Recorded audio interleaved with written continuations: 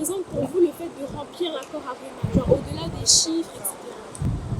Non, pour moi, c'est une mission. J'ai toujours dit que je ne suis pas en train de faire une carrière, mais plutôt en train d'accomplir une mission.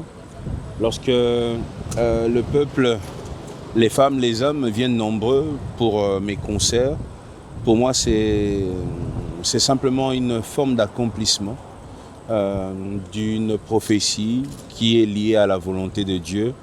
C'est une fierté, oui, c'est une gloire que Dieu a décidé d'attacher à ma mission, oui, mais avant tout, c'est la grandeur de Dieu qui se manifeste lorsque le peuple vient nombreux. D'accord, Ouais. ok. Et du coup, il y aura ces hommes et ces femmes qui viendront à l'événement. Oui. Qu'est-ce que ces personnes ont à gagner à venir assister à cet événement le 21 novembre? La bonne musique déjà, pour commencer. Ensuite, chacun va recevoir selon son souhait, selon sa soif.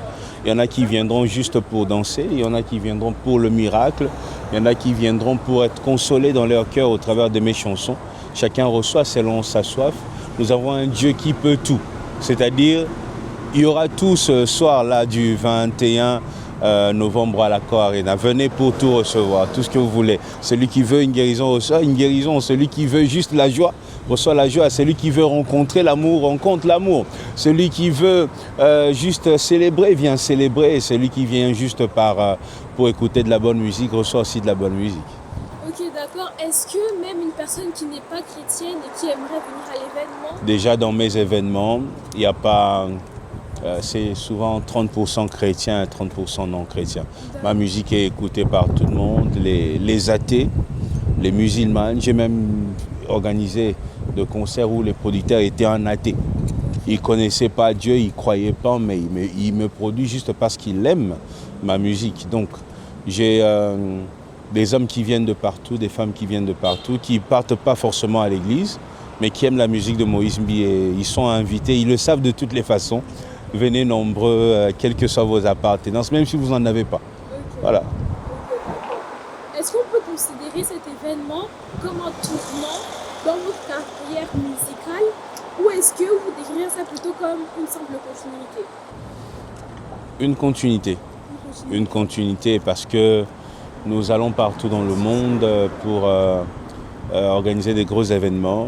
Cette année, nous serons en Angola, au stade d'Angola, au stade Coqueiro. Nous serons dans un petit stade au Gabon. Ensuite, nous allons... vous êtes gabonaise. Ensuite, nous serons ici. Donc, c'est une continuité. C'est quelque chose qui a commencé quelque part. Et ça ne va pas s'arrêter à Bercy. On va aller plus loin.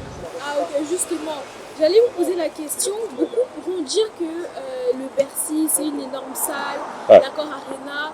Est-ce qu'il est capable de remplir ça? Est-ce que vous percevez le Bercy comme une grande salle aujourd'hui?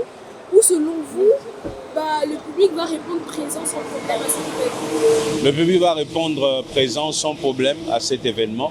Oui, Bercy est une grande salle, mais ça va très bien se passer. Et partout où nous allons, le peuple vient nombreux partout dans le monde pour célébrer Dieu avec nous. L'année passée, nous étions ici à Paris. On a fait Grand Paris Arena qui est près de 8000 places. Il n'y avait plus une seule place. On est allé à Montréal, à l'Olympia de Montréal. Il n'y avait pas une seule place vide.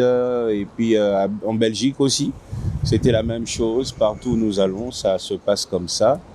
Dieu nous accompagne, le peuple nous accompagne et ça marche. C'est très bien et ça sera la même chose pour Bercy. D'accord. On peut s'attendre à quoi à cet événement-là? Est-ce qu'il y aura des games? Est-ce qu'il y aura une chorale? Il y aura plein de surprises.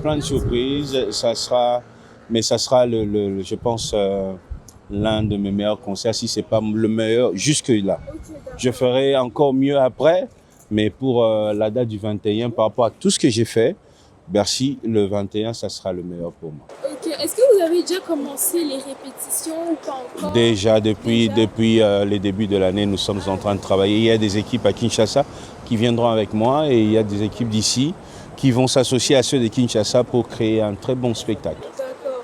Est-ce qu'aujourd'hui vous réalisez que vous allez quand même marquer, on va dire, un petit peu l'histoire dans le sens où le Bercy, c'est pas tout le monde, non seulement qui a l'ambition de le remplir, mais en plus qui arrive à le remplir. Et j'irais même plus loin, surtout des personnes d'origine africaine, congolaise, etc. C'est ça l'objectif aussi, c'est de marquer l'histoire. Je ne suis pas de ces chrétiens qui attendent les ciels pour être heureux. Vous voyez, ma doctrine à moi, ma vision à moi ne correspond pas à ce christianisme-là. Je suis sur la liste, peut-être la minorité, de chrétiens qui pensent qu'il faut réussir sur terre, il faut accomplir des exploits dans ton domaine, et c'est d'ailleurs biblique, vous voyez. Et je crois que il est temps qu'une race comme ça, des chrétiens se lève, qui arrivent à faire des grandes choses, à accomplir des grandes choses sur terre, en attendant les ciels. On ne va pas attendre les ciels pour être meilleur, on ne va pas attendre les ciels pour être heureux, on ne va pas attendre les ciels pour rire, on ne va pas attendre les ciels pour manger, on ne va pas attendre les ciels pour danser.